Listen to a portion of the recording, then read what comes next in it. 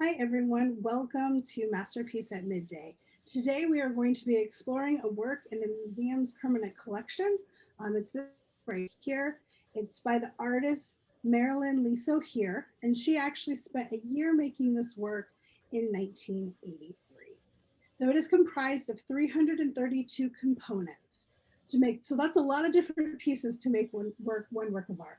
So we have four hallowed sets of clothing surrounding a table laden with gluttonous portions of ceramic food like cakes, pasta, pizza, vegetables, fruits, and cute little chocolates.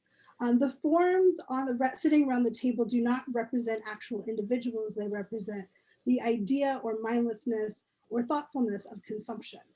And this is a central question to the work. What are the necessities of life and what are the luxuries? And I know for me in the last year, I've had a lot of time to think about and reflect on what is necessary and what's a luxury. I would like to thank the artist for providing me some additional information for this presentation. She was very generous with her time and willing to answer all of my questions. I truly found one of the best parts of a write-up about her is her own artist statement. And I just want to read a very small portion of it to you. My work is inspired by my family and my friends. When I begin a piece, I start with a personal idea, such as the death of my grandmother or my father surviving World War II. And then this idea evolves into a composition, which usually takes a long time to work out. I enjoy working on large scale installations that often take more than a year to make. The largest I have made is, so this is Maryland, is this Dark Side of Dazzle. It is a 24-foot long, 2-ton ceramic battleship that has a life-size bathroom and a figure in it. And this piece was inspired by my father and my friends who fought and survived in different wars. For her as an artist, any piece is about self-recognition and communication and memory. It's about taking responsibility for our actions and surviving with dignity the journey that all of us humans embark on from birth to death. So as a museum, we care for objects in the collection. This work is made of many components. When it's not on display, it is stored in 33 different boxes to keep it all safe and ready for display. This is the third time we've shown this piece since it's entered the museum's collection in 2012. And since that time, we've added a conservation department to the museum. So this time before its installation, Bad Manners received extra care and a thorough cleaning. And for this Masterpiece at Midday, we're taking a deep dive behind the scenes to see how this artwork went from boxes to the gallery, talking to all the departments that are involved in making this exhibition happen. Today, we will start with our curator, Mary Beth Vistan. So Mary Beth, when selecting a work such as this for exhibition, what are some things that you think about or consider?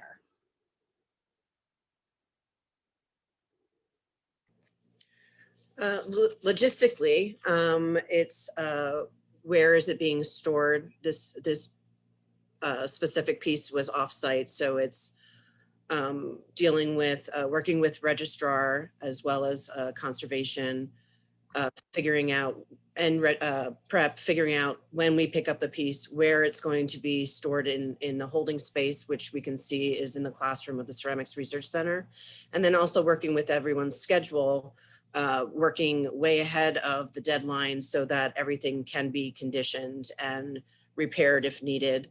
And then for the curatorial thesis, also selecting objects that obviously fit within my content of the show.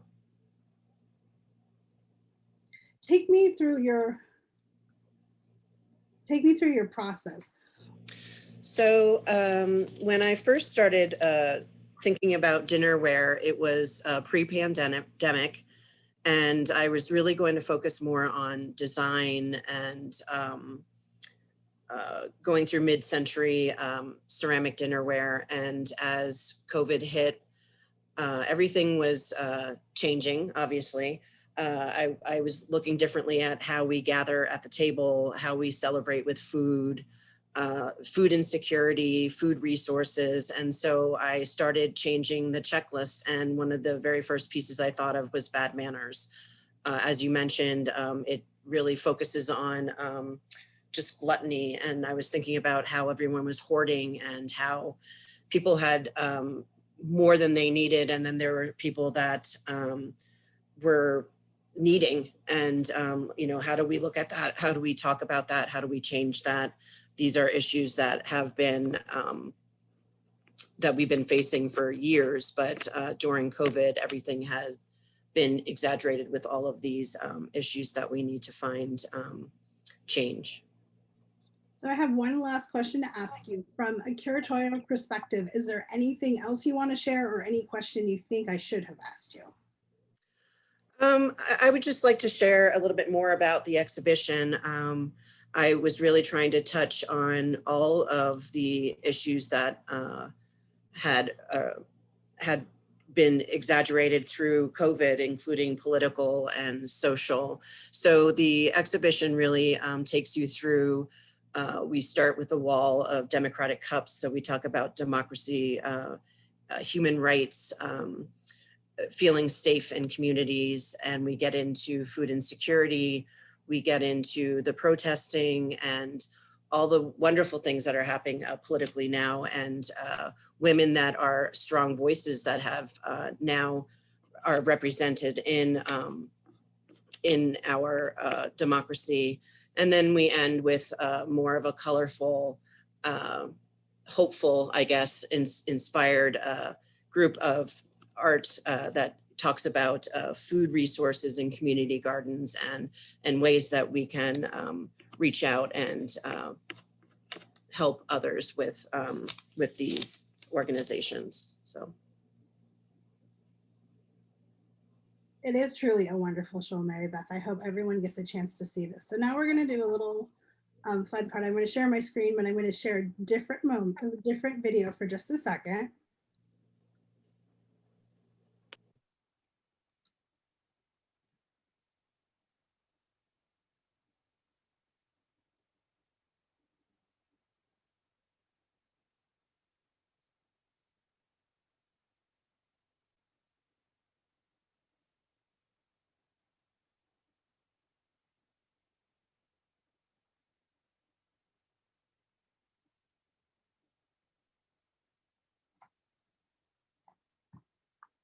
So that might give you a hint as to who is next.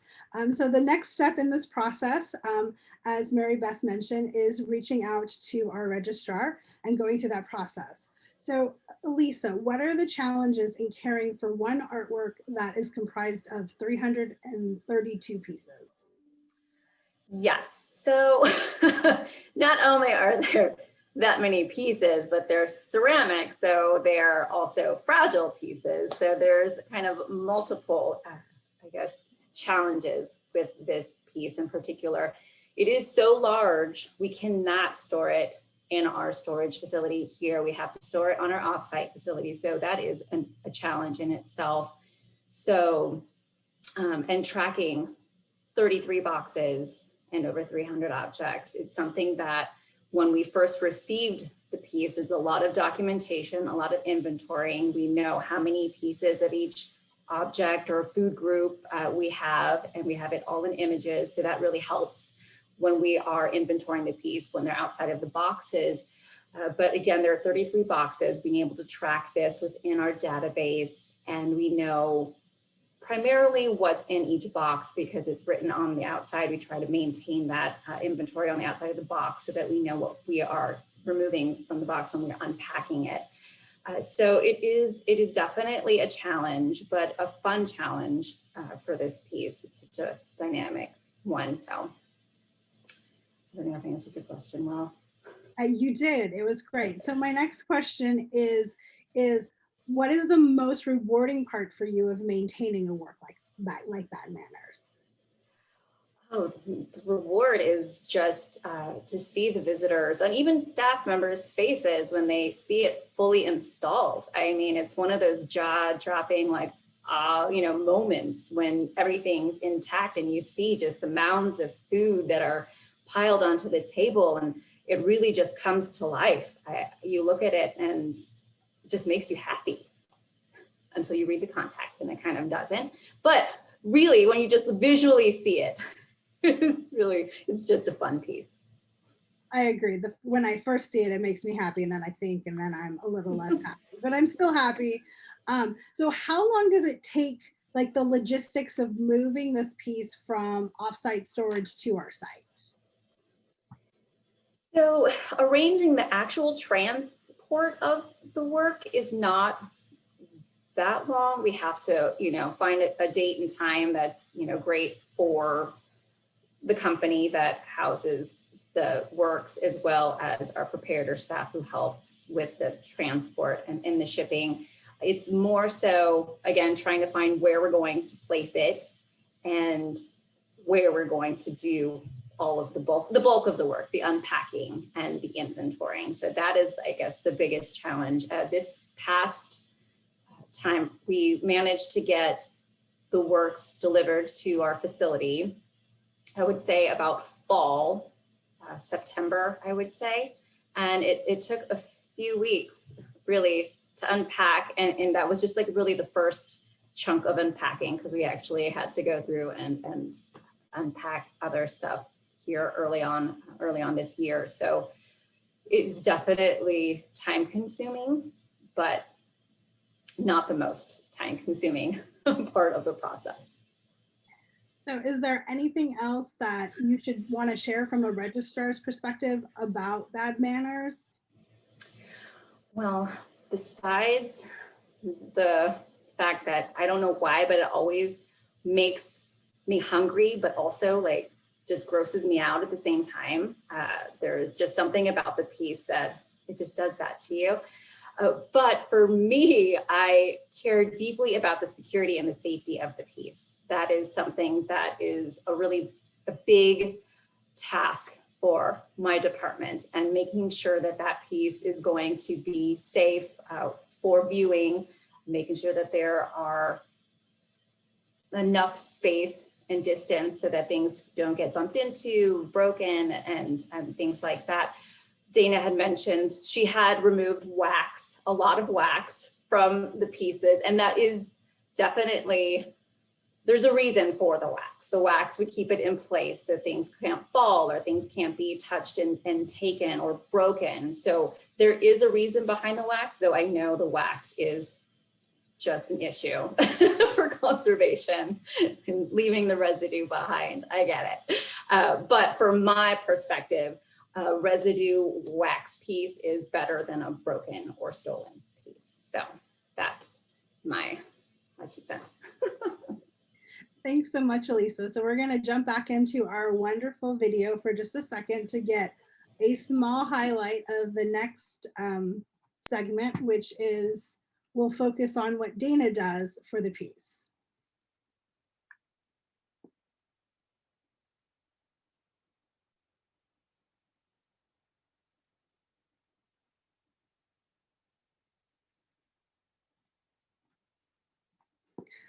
Okay, Dana. So what type of treatments did you do to bad manners to prepare it for exhibition?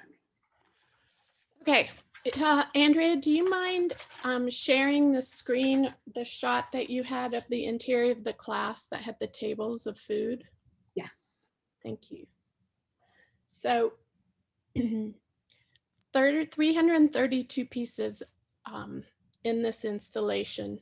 Each was carefully inspected, its condition surveyed, it was dust vacuumed, any museum wax removed that had been placed on the piece the last time it was installed. And then it was wet cleaned using deionized water, which had some surfactant added to it, which just allows the water to flow more readily across a glassy surface and prevent the surface tension from keeping the water from doing its job. And it took roughly 122 hours for me and my crew to take care of these pieces. A lot of them, as you can see, the chocolates in the bottom left corner, there were a lot of detached pieces that needed to be reattached. And so we used an adhesive for that And we probably had, I would say, 60% of the pieces of the components in this installation required some form of repair, all very minor, nothing big, but all very minor, but a lot of really small repairs.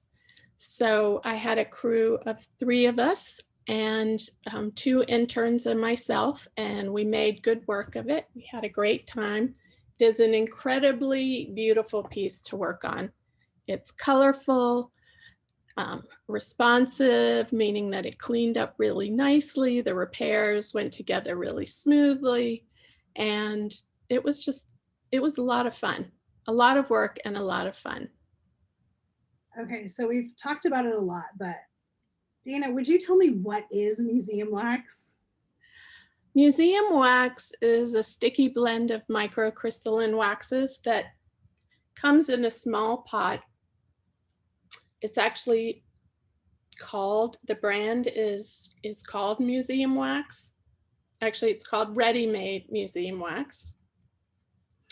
And it's tacky, and it's meant to be a sticky tack that keeps an object attached to the surface, not with a lot of strength, but with just enough to prevent something from being bumped or easily lifted.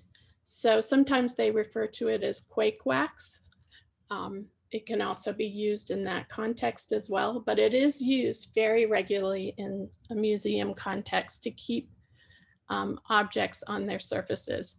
If someone is determined to push something off, or if a table or a pedestal is bumped really hard, museum wax is not going to it's not going to prevent something from falling, but an accidental gentle bump or just a gentle pull at something, the museum wax is very effective. It is reversible, it's non-toxic, but its reversibility requires the use of solvents like mineral spirits to remove, and the longer it stays on the surface of a ceramic, for example, the harder it is to remove. So it's really meant to be a temporary solution, and it needs to be removed as soon as the exhibition is over. So it's temporary, and it's just an extra step to remove it before it goes back into storage. A lot of times we forget to do that.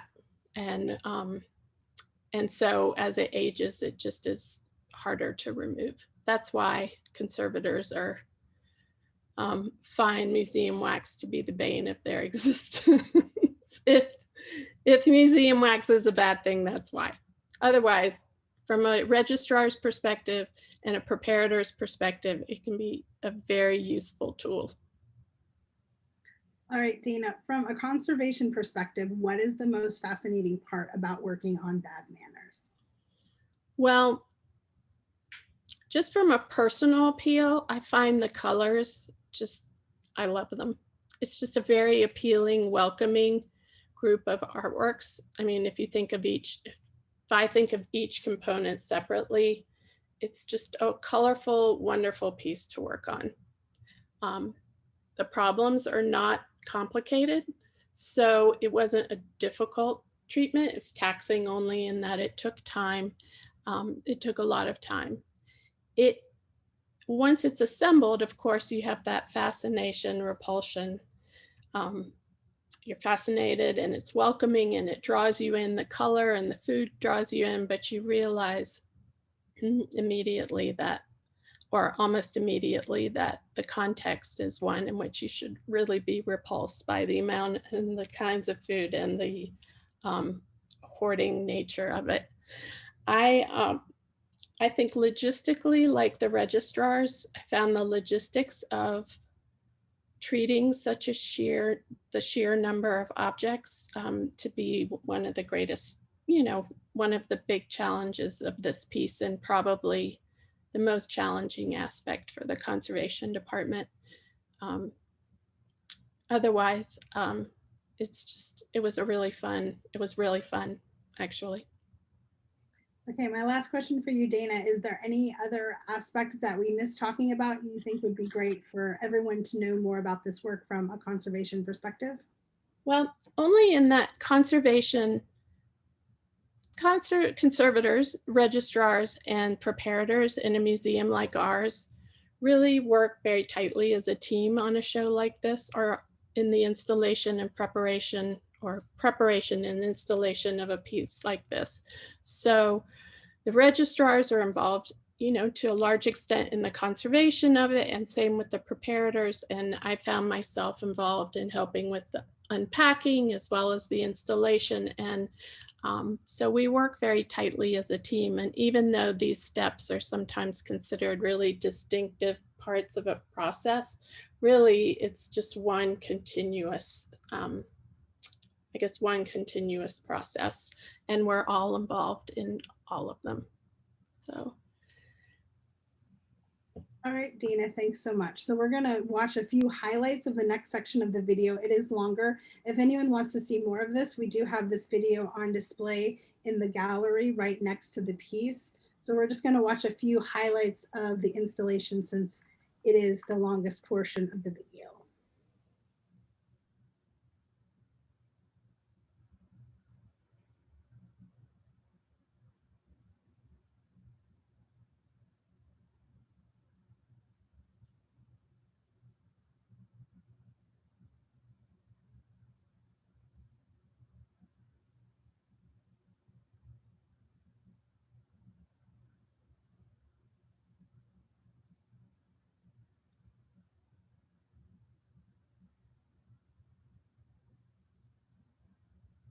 All right, I'm going to go ahead and stop there. There is more, but I want to be respectful of everyone's time. So Rich, who is one of our prep staff, is here to ask a few questions for us. So Rich, what's the most challenging part of installing this work from your team's perspective?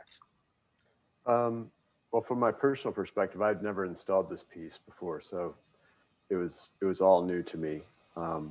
Thankfully, Elisa and Dana had taken so much time and identifying all the objects and laying everything out that it really went together smoothly.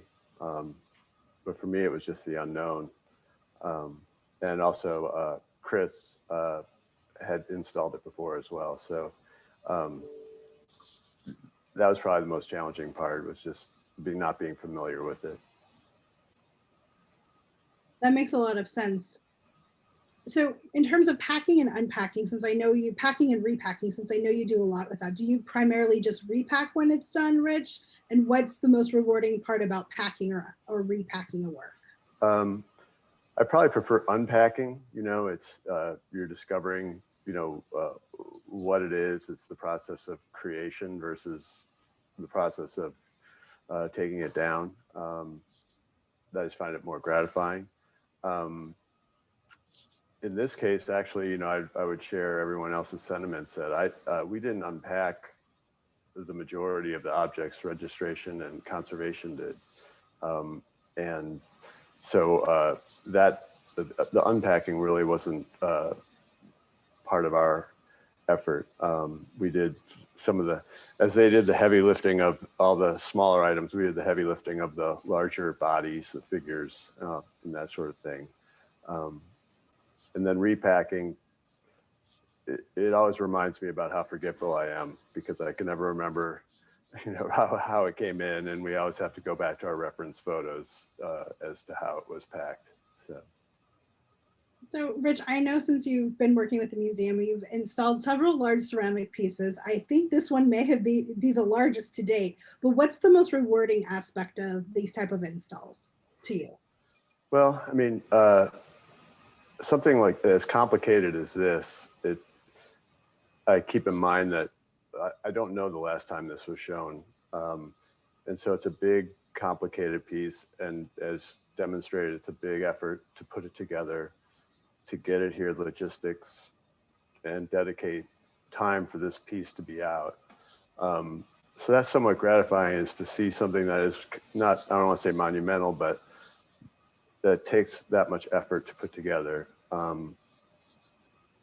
Makes it kind of worth it, especially when it's a piece that is intriguing, that creates a dialogue that, you know, Mary Beth was talking about. You know, I just think that, you know, you got to come see it, you know, come check it out while it's up, you know? So that's probably the biggest thing for me, is that it's the opportunity to see it now. Thanks so much, Rich. How long would you, so Dana has 122 hours of cleaning with a team of 3. How long would you estimate it took for installation? Well, you know, like I say, they had done so much legwork prior to us becoming, you know, real involved. It probably only took about a day and a half to actually do the installation itself. Again, they had everything laid out. They had all the photos. You know, they had done so much work, and just knowing where, kind of how things, it was very well marked. It went very fast. I mean, I think in terms of putting it together, for me, it's always the challenge of ceramics, is it gets your adrenaline going, just because when you set it down, there's just that, you know, that last second where, you know, you're hoping things won't, you know, break or chip or make a bad sound, or, you know, anything like that. So, but yeah, the actual time, I think, was probably about a day and a half. Thanks, Rich, so much. So my last question is there anything else you'd like to share, or you think I should have asked you about from an install perspective about this work? I don't, you know, I can't think of any, you know. I think, again, just that ceramics in general, just the medium itself, you know, as a preparator, it's just, like I say, it gets your adrenaline going just a little bit. The more fragile it is, the more delicate it is, and especially things that you haven't handled before or aren't familiar with it. You know, can be loose parts that, you know, you don't want to find out they're loose once it's in motion, type of things. So, you know, I'm getting more and more familiar with ceramics, and appreciating the medium and the artwork a little bit more every day. Wonderful. Thanks so much, Rich. If anyone has any questions, please pop them in the chat. I'm just going to end with a few more facts on Marilyn. So in 1995, she took a bit of a break from art making to explore art making in another form. That is the art making of chocolate. She created a company called Cowgirl Chocolates, and the business really took off in 2002 when the Food Network featured one of her products. She did end up selling the company in 2018 to help take Cowgirl Chocolates to the next level. But she continues to run a chocolate company in Moscow, Idaho called Moscow Chocolates, and she still sells Cowgirl Chocolates. She's really looking forward to starting to make art again. She took a break from art making, running the chocolate business, and then caring for her husband was quite ill. And she shared with me that when she starts finishing archiving her late husband's art and notes, she plans on resuming making more part of her daily life. So it doesn't look like we have any questions. I would like to, Mary Beth, go ahead. I just wanted to add one more thing about Bad Manners and Marilyn herself, that she is definitely an artist who feels that everyone needs to get back to the community. And with this piece, when she sold it to the collectors, she donated a portion of the money to the Hunger Project, which is an organization that seeks to end worldwide hunger. And then the collectors eventually donated this work to the museum. And then I just have one more thing to say, that I think this is great that we see the behind scenes of the people that really make the exhibition come alive and care for the objects. It's not really something that you see on a daily basis as far as museum. So I just wanted to thank all of you so much for everything that you do and everything that you did for this project. So thanks, guys. I appreciate you all. So do I. If you want to learn more about Marilyn, she's actually going to be joining us on the opening reception for dinnerware on April 9th. So if you have any questions, She shared with me this morning when I spoke with her, she loves to take questions from left field and is happy to share anything that would be of benefit to anyone in our audience. So everyone, thank you, and I hope you all have a great afternoon.